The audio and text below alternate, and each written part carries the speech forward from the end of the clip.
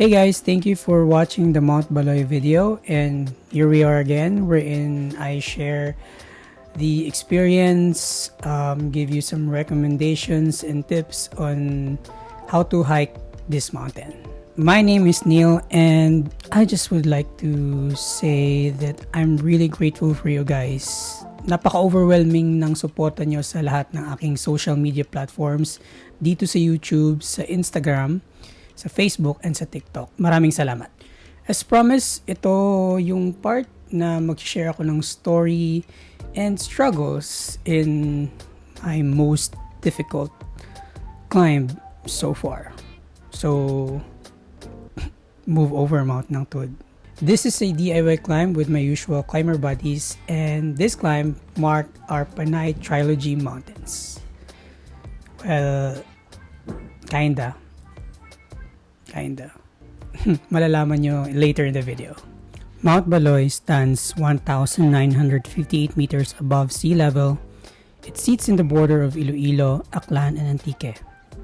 Third highest of the Panay Island Trilogy Mountains alongside Mount Nangtud and Mount Majas. But this is the most difficult.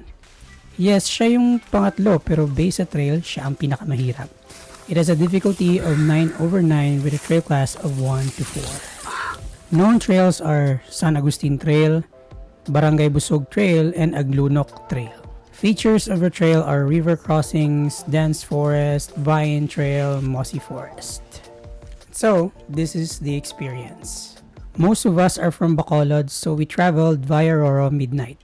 We arrived at Antique at around 8 a.m., which is kinda late na. We logged into the police station and signed a waiver. Doon na rin kami nag-almusal. Then we traveled to Barangay Busog, which is our chosen jump-off point. There are two main trails in Mount Baloy, the San Agustin Jump-Off and the Busog Trail. The difference between the two is, I think, the river trek. Mas mahaba si Busog. We opt out to a cheaper one kasi the guides in San Agustin are already increasing the rates, and sad to say, they inform us a week before our hike, which hindi magandang practice. We traded the more longer river trek since maaraw ang weather, and that time hindi malalim at malakas ang river currents. Then we arrived at the house, and then we repack, change, final prep for the 3-hour habal-habal ride. But naghintay pa kami ng ibang habal-habal kasi market that time, hindi enough yung habal-habal nandun sa jump-off namin. And that contributed to the causes of our delays. The start of the adventure is masasabi ko na the most scenic habal-habal ride of my entire life. It was a 3-hour-long butt-wrenching ride with river crossings and rugged terrain. Some of the motorcycles can't cross the rivers with heavy loads, so naglakad lang kami crossing the rivers. The views were amazing. Para siya nakikita kong 4x4 ride sa Mount Pinatubo. We started our trek at around 11:30 p.m., which is late na. We walked by foot and crossed some rivers. Then we stumbled upon this waterfall to take pictures and moved on. We ate around 1:30 p.m. and proceeded. The trek is actually reminiscent of Mount Nangtud. Yun nga lang, napakainit sa trek at open area lahat. Sa sobrang init, naligo kami sa isang maliit na falls just to ease the heat. We arrived to the end of river trek at around 3:30 p.m. and started the incline walking to log in their barangay hall. So yun, 3 hours of river trek, papunta pa lang yun sa barangay hall to log in. We rest there for a bit. During that time, the group already assessed if kaya namin papuntang Camp 1, which is 4 hours away. It was already 5 p.m. And probably we will be there mga 9 p.m. na, and we have to set up camp, cook, which will take time kasi 3 a.m. ang call time namin the next day. We decided na lang to e-camp and have an earlier call time at 2 a.m. We set up camp, cook, and sleep early for the summit assault. Second day, we woke up at 1:30 a.m., had coffee, and started our summit assault at 2:30 a.m. The trail was hard kasi kami yung first group taking the trail after a year na hindi siya nadaanan because of typhoons. So the vegetation was overgrown and it was a challenge. The trail was also an unpredictable ascent and descent. We made it to Camp 1 at 5 a.m. and had our breakfast there. The next terrain are mostly ascents. Maraming matinik na plants and loose soil. Minimal lang ang limatics because of the hot weather. Then, we encountered an open trail with overgrown grasses. Parang walang trail and it was steep. Kailangan mo humawak sa damo, which gloves are a must. Sabi ng guides namin, common daw dito yung poison ivy or in local term, bulan-bulan. This part of the trail reminded me of Mount Nangtod's Knife Edge Trail and Mount Upau's Tambara Trail. Then, we proceeded for more ascents. It was already late to our targeted time which dapat by 12 noon nasa summit na kami. It was a long way to go which yung ibang kasama namin decided to retreat because of exhaustion and time. But we proceeded to push it further. And then we encountered the Monkey Trail or Reguleo Trail in local term. There we were slowed down and dumped to the ground. I mean literally. It was 2 hours of swinging, ducking, squeezing through long, intertwined, and sometimes thorny vines. Ito na siguro yung pinakamahirap na trail na naakyat ko sa tanang buhay ko. At puro mura yung lumalabas sa bibig ko. After the Monkey Trail, we checked our time and assessed that we were very late. May meeting kami sa trail for a group decision if we're going to push through. We checked the reality na gagabihin kami. And if we push, it's gonna be 24 hours of trekking back and forth, which means 2 a.m. rin kami makakabalik sa campsite. There were 13 of us left including the guides. 4 of us went back already. 6 of us nag-decide na hindi mag-push, but 7 of us wants to finish what we started. The guide told us na malapit na yung fall summit. We reached the fall summit eventually. Sinabihan kami ng guide na 2 hours to climb for the real summit. At doon na kami nag-decide ng ultimatum. We can't make it. Otherwise, we will risk our mind, body, and spirits pabalik sa campsite.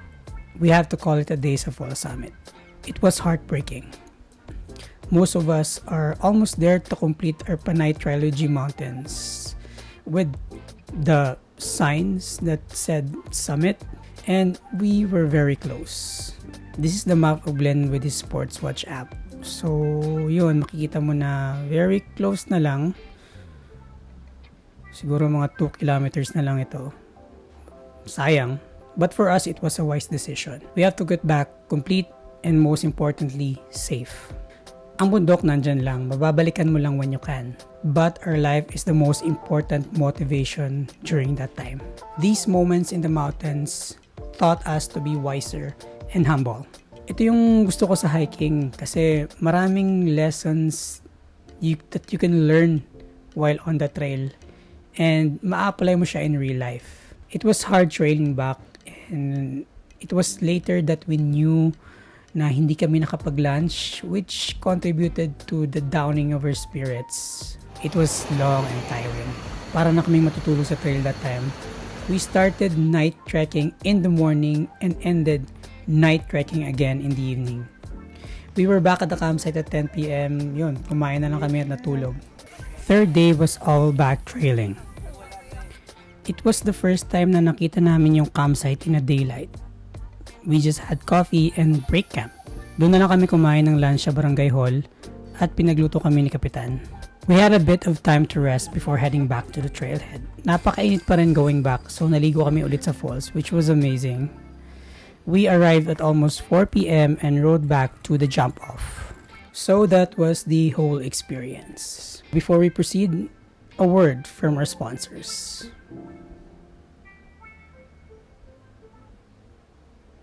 Joke. Wala pala. Not yet. This space is available for ads. Well, malay nyo, in the future, baka mag-sponsored video na tayo. How to climb there? This is a DIY climb.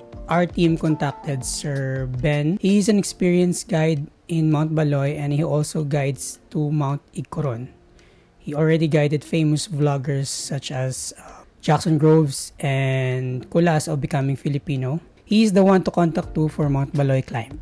His contact details is in the description down below. Once makasecure ka na ng dates with Sir Ben, siya na rin yung magpe-prepare ng mga permits and all sa Antique, which is convenient para sa group when to climb. Our schedule that time was March 30 to April 2. Summer nung time na yon, so the rivers are passable kasi hindi malalim. Minimal ang limatics.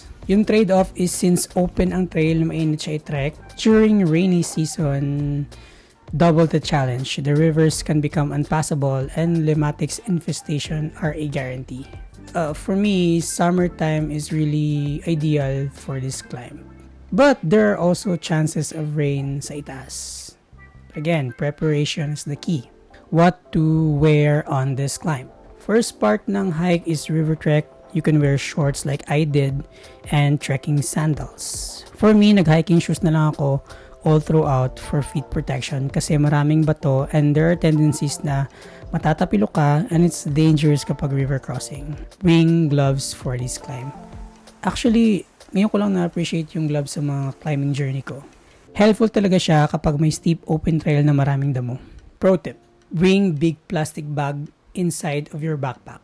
I practice this all the time kahit minor hike lang. Aside kasi from rain cover, this will add another layer of protection for your stuffs inside, lalo na kapag maulan and may river crossing. It will keep your things dry, especially your clothes. Budget. This is a DIY climb, so somehow nakatipid kami. Roughly, you have to prepare this amount. Full details of the budget breakdown in the description down below. It was a good climb.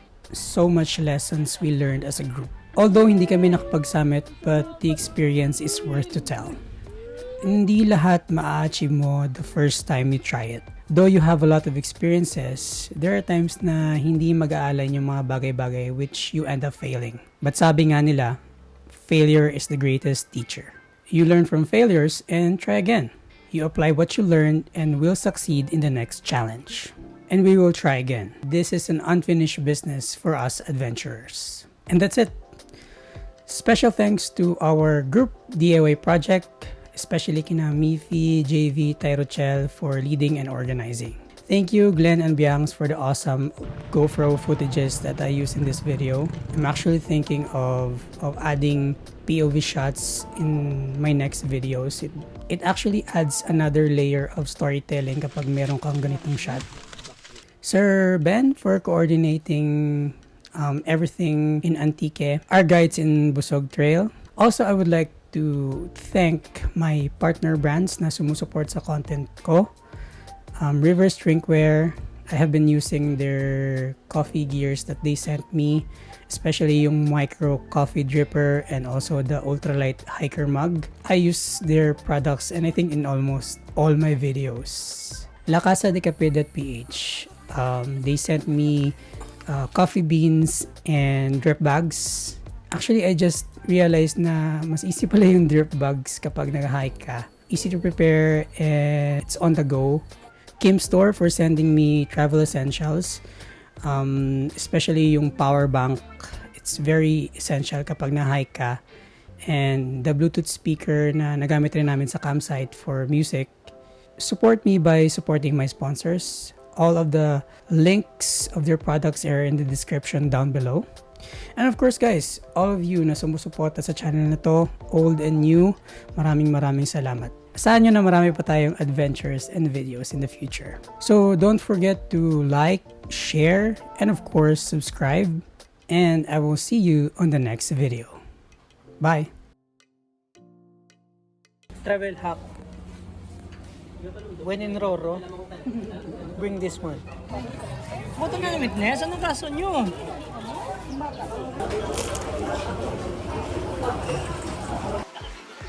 Natamat ka raw, natamat. Ah! Chargagi. Woo!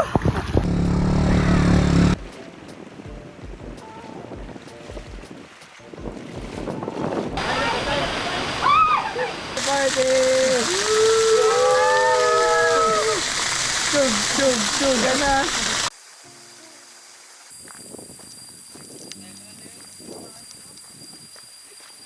One big happy family. Sino cute? Sila o kamo? Alam, may cheese and cheese doon. Ka-cute.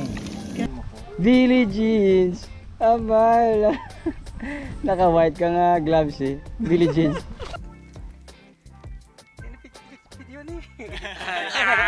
Yay! Bantay par! Congrats, Glenn! Ay, happy birthday. Happy birthday, girl! Happy birthday, Girl, Karina happy Marie. Sino gusto niya patamyaw nyo na daan. Ano ba to? Advance kayo. Hindi pa kikiliw?